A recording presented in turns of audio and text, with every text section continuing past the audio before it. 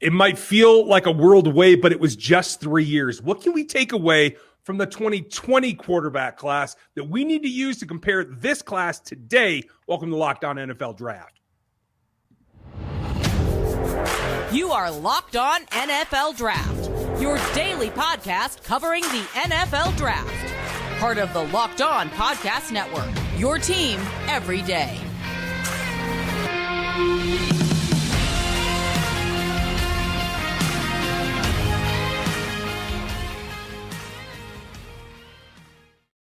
Welcome to another episode of the Locked On NFL Draft Show. I'm your host, former NFL and AFL defensive back Eric Crocker. And of course, as always, I'm joined by my co-host, Ryan Tracy. And we are talking quarterbacks today, and we're revisiting the 2020 class. Can't wait to do that. There were some exciting prospects and some twists and turns. We're going to talk about how that's played out and maybe how those guys tie in to this year's class. But first, we want to let you know that today's Locked On NFL Draft Show is sponsored by Simple Life. Home security with fast protection. All right, technology exclusively from Simple Life. All right, 24/7 monitoring agents capture evidence to accurately verify a threat for faster police response. There's no safe like Simply Life. All right, visit simplysafe.com/LockedOnNFL to learn more. And we are definitely learning more about the 2020 class. And when you kind of throw the names out there, we're talking about guys like Joe Burrow, Tua, and they had the whole tank for Tua. A lot of people forget about that. All right, yeah, Joe Burrow, you had Justin Herbert, Jalen Hurts, Jordan Love. There were some intriguing names there, but we're going to start with tank for Tua Tagovailoa. Oh gosh, I just butchered his name. But we're gonna start with Tua, who ended up being drafted in the top 5 over Justin Herbert by the Miami Dolphins, and how it played out. And you know, you can look at these situations with these quarterbacks, and you can talk about their skill sets. But let's start with Ryan. How important is the aspect of coaching? Because that's the biggest thing that has changed for Tua, and we've seen a big jump in his play. Yeah, I think that tells you, and that's nothing against Brian Flores. I think he's a very, very good coach, but he's a defensive coach, right? There's something to be said when the head coach is a guy on your side of the ball. And not only is he there, but you get a quarterback's coach, you get an offensive coordinator behind that. Like, you get, what is a team helping you develop? And I think Tua is like the epitome of what happens when you get somebody in your groove on your side of the ball that can take what you do and expand on it. Because everybody's got aspects to their game. Asking Tua to throw downfield repeatedly, game after game after game, doesn't work out, right? You have to have playmakers to help him out. They see that. They got Waddle, they got Tyreek now. Like, everybody can help him. And yes, he still underthrows balls to those guys because they're just so dang fast. But he's doing a better job at running the offense overall. And I think that evolution, you can't underestimate not just the head coach, but the quarterback and the whole group that you get to support every rookie quarterback. Yeah, you see the transition to going into, from Flores to McDaniels and what that has looked like. Adam McDaniel, he has incorporated a much more Tua-friendly offense with the RPOs a lot, running those, hitting those windows, and then scheming stuff up for big shots where guys really running wide open in space. When you look at how, the traits that these guys have, the intangibles, a lot of people talk about big, brute quarterbacks, arm strength, mobility. Well, Tua is mobile enough, but doesn't really have the big arm strength. So have you seen maybe the lack of having that big explosive arm be somewhat of a hindrance to him so far? Because when I watch some of these games, you can see balls kind of die. You talked about underthrowing some guys. Everybody would underthrow the speedy guys that he has. But also, it doesn't help that it doesn't really have the strongest of arms to get it out there. So have you seen it be like a problem in the sense of maybe the production that you're getting out of the quarterback position from Tua?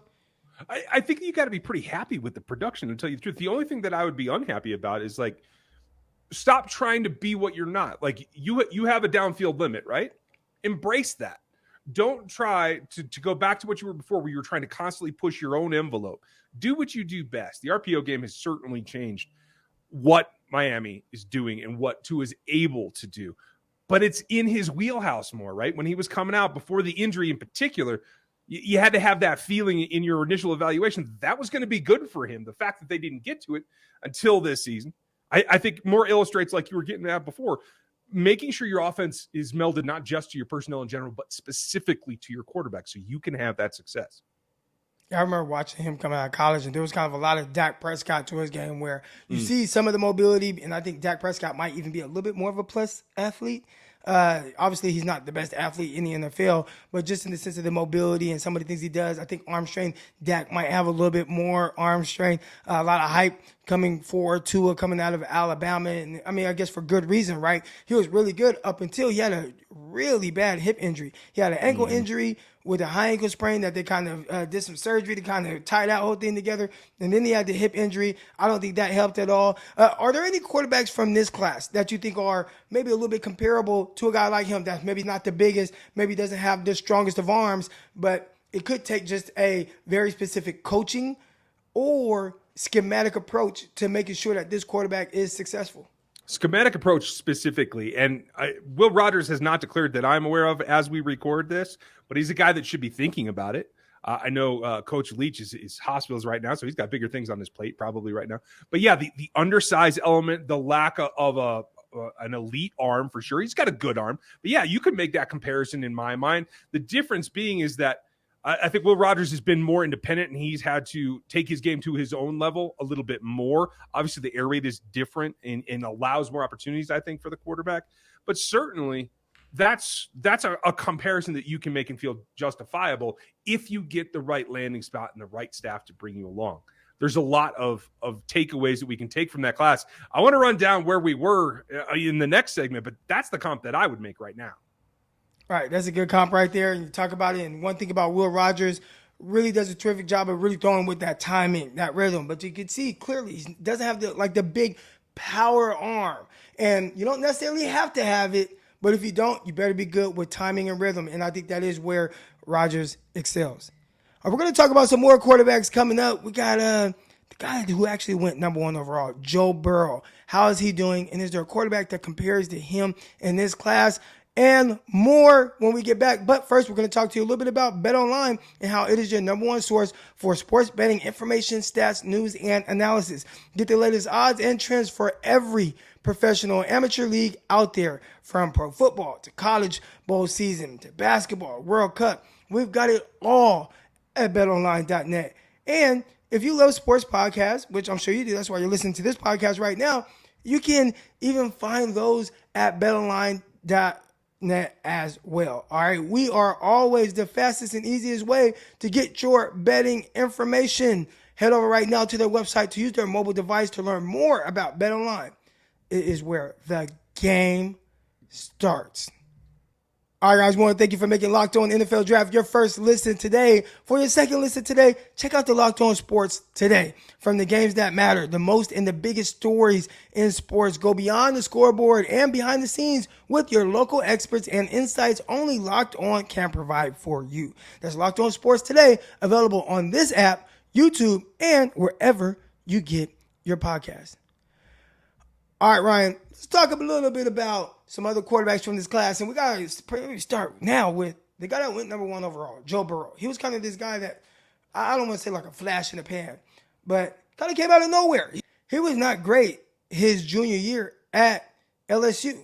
And, this is a guy who transferred from Ohio State. We've seen a lot of quarterbacks transfer, especially now. I mean, I feel like every year, big-name quarterbacks, everybody, they're transferring. They're not waiting in a situation that they don't see fit for them. Joe Burrow was kind of ahead of his time with doing that, going over to Ohio State, going over to LSU, played a whole lot his junior year, but was not great. And then senior year, boom! I don't know if it was the addition of Joe Brady or what, but the weapons were going crazy. Obviously, he had multiple receivers be high draft picks between Jamar Chase, Justin Jefferson, who might be the best receiver in the NFL right now.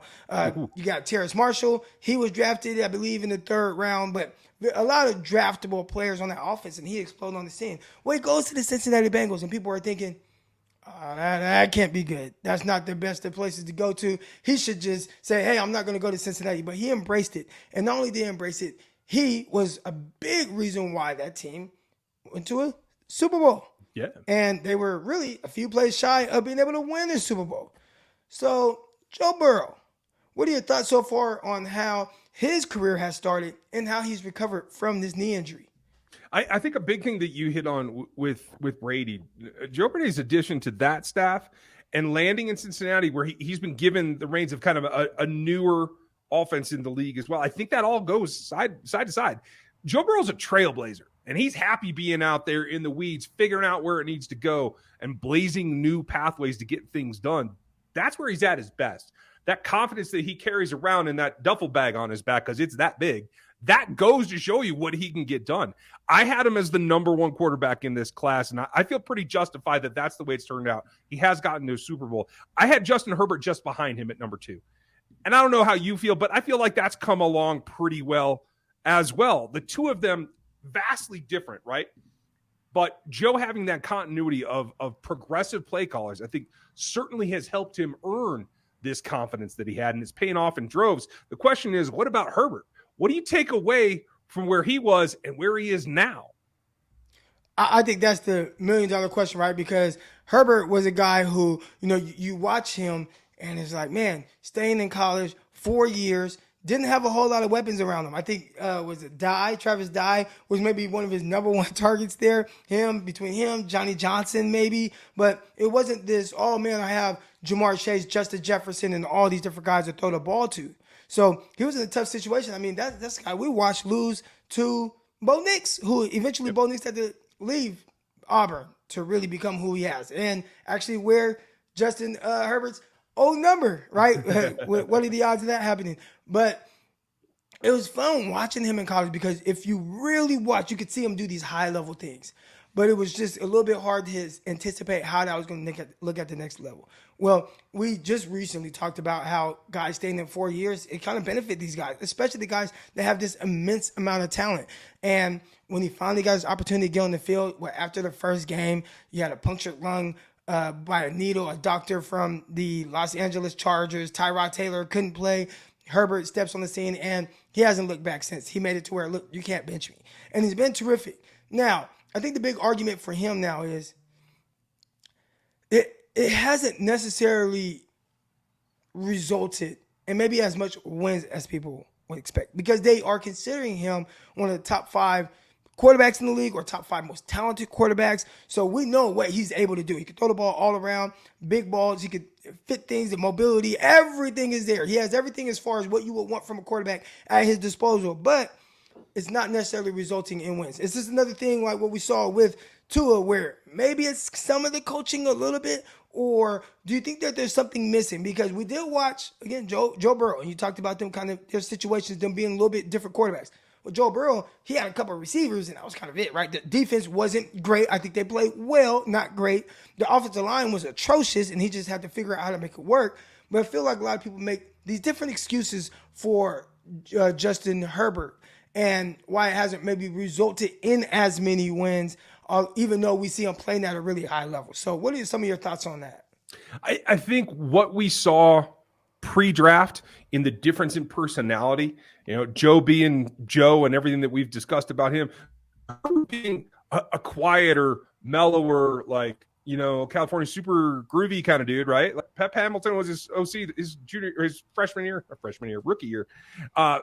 That change, I think, has thrown him off a little bit. It's been a little bit more topsy-turvy. Obviously, again, like we talked about first segment, you come in, you can talk all you want about Anthony and his propensity to run the ball or whatever. Well, now you have a defensive coordinator as your head coach. What does that do to change the aspect here? Are you giving your quarterback, your investment, everything that you can? I think they're still the best two in this class, although we're going to talk about another guy here coming up. But I think their paths have kind of still mirrored what they were then, which if you can get in the room and in this class, get your evaluation from the interview, like the personality the guy carries onto the Senior Bowl field, onto the interview rooms, certainly at the combine, and obviously any in-house visits, you got to get that feel, because a lot of times you're projecting, trying to support whatever that personality is to let him become the leader of your roster. I think there's one more guy that we're going to talk about, we have to, that maybe surprised all of us, because I didn't have him in my top 3. We talked about my top 3. I don't know about yours. I had Tua third at the top of the second round due to his injury, and this guy was right behind him. We're going to talk about Jalen Hurts after this. All right, but first we want to talk to you a little bit about Prize Picks. And we want to let you know that Prize Picks is It's tonight. I'm taking Patrick Mahomes to throw for more than 320 yards, or Derrick Henry, he's going to rush for more than 85 yards, or Cooper Kupp is going to score more than a touchdown. All right, they have it at 0.05. Tyreek Hill less than 3.5. All right, when those guys are healthy, you get to pick those numbers and kind of match them up with other guys and see if you can make you a little bit of money. All right, what do you love about this format? Man, it is easy to play. You can do any type of entries up to 5 guys when you want it. And when you win, man, it's so exciting. I think it makes every game even more interesting. There are certain games where I'm just not interested to watch at all. But when you go in and you have some of those players playing on your prize picks, it makes it much more interesting. Just pick 2 to 5 players and they'll go score more or less than their prize picks projection. And you can win up to 10 times your money on entry. You're not competing against people. All right, it's just you versus your projections that are available. All right, listen, Prize Picks, they offer projections on any sport that you can watch. This includes NFL, NBA, MLB, NHL, PGA, golf, MMA, boxing, disc golf. I mean, they have everything. Euro basketball, cricket. They have everything. And the entries can be made in, 60 seconds or less. It does not take a long time. Now, you can do some research. I got some buddies of mine that have signed up for Prize Picks. They do a lot of research, and then they feel like that helps them out.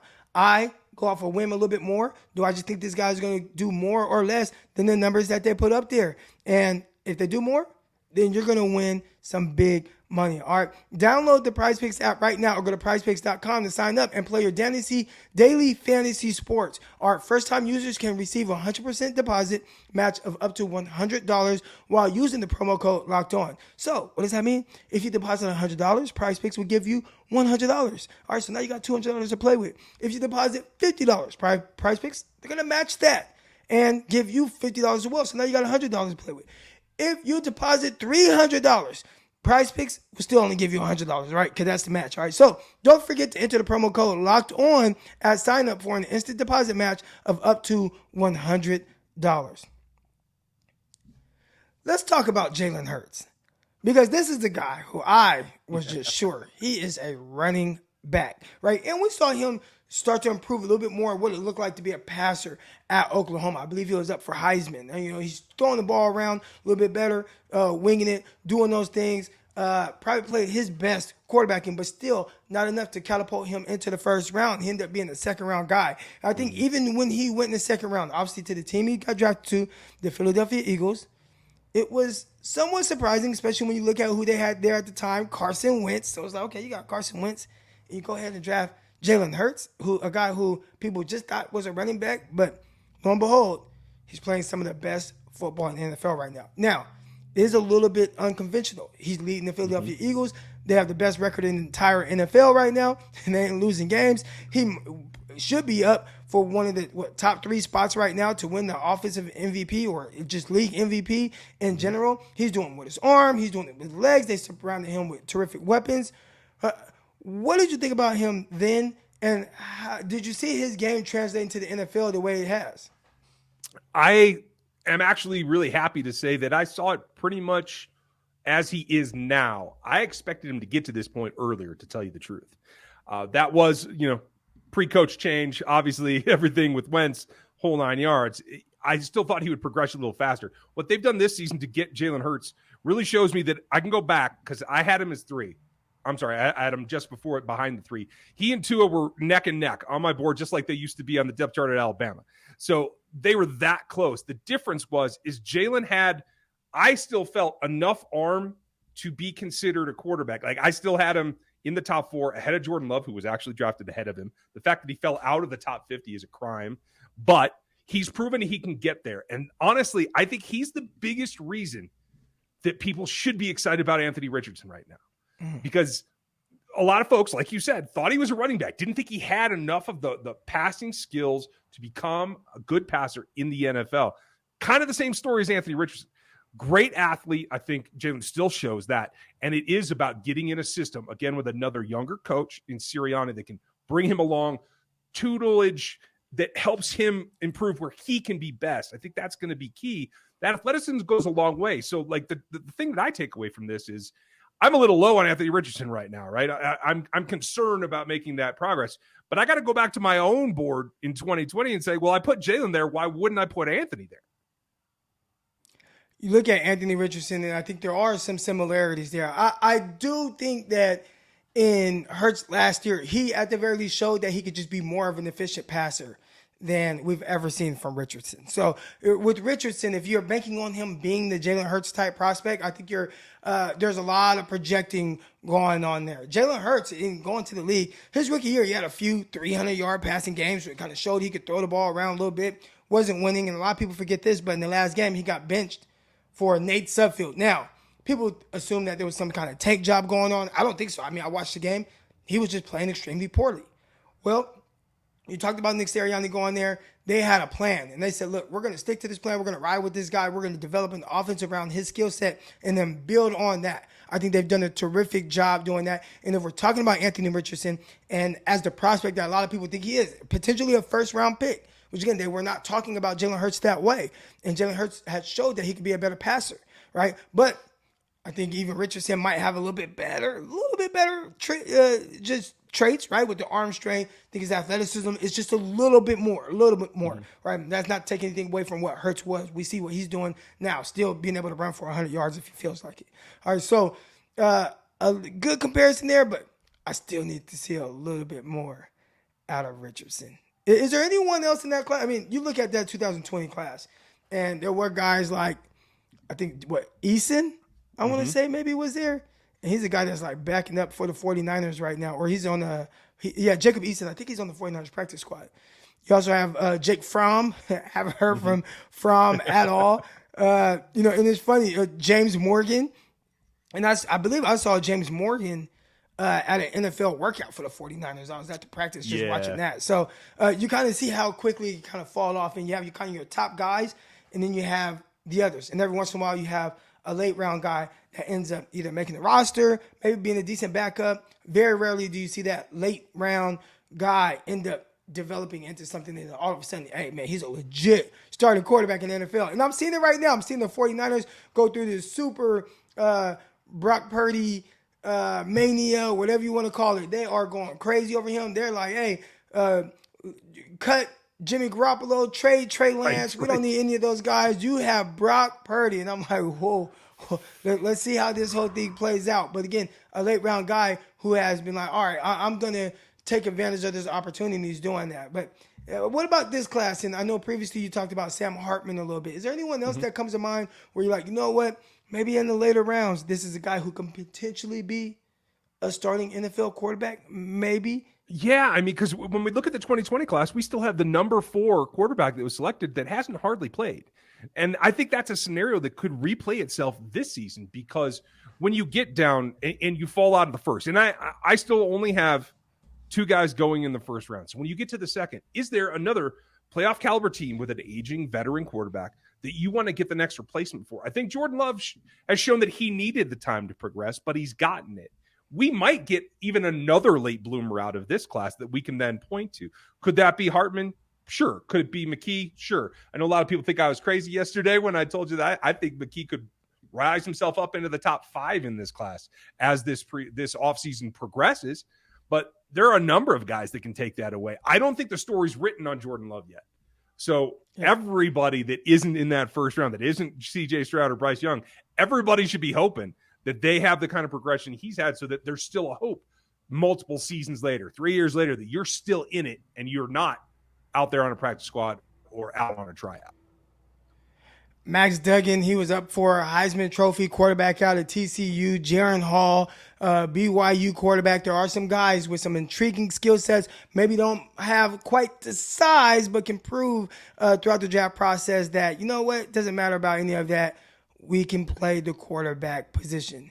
Listen, guys, we want to thank you for making the Locked On NFL Draft your first listen. And for your next listen, check out the Locked On Sports Today podcast, the biggest stories of the day, plus instant reactions, big game recaps, and the take of the day. It's available on the Odyssey app, YouTube, and wherever you listen to your podcast. But let's go do it for this episode of Locked On NFL Draft. I want to thank you for listening to me, Eric Crocker, of course, at Eric_Crocker on Twitter. Ryan Tracy at Ryan Tracy NFL on Twitter. But till next time, we'll see y'all. Peace.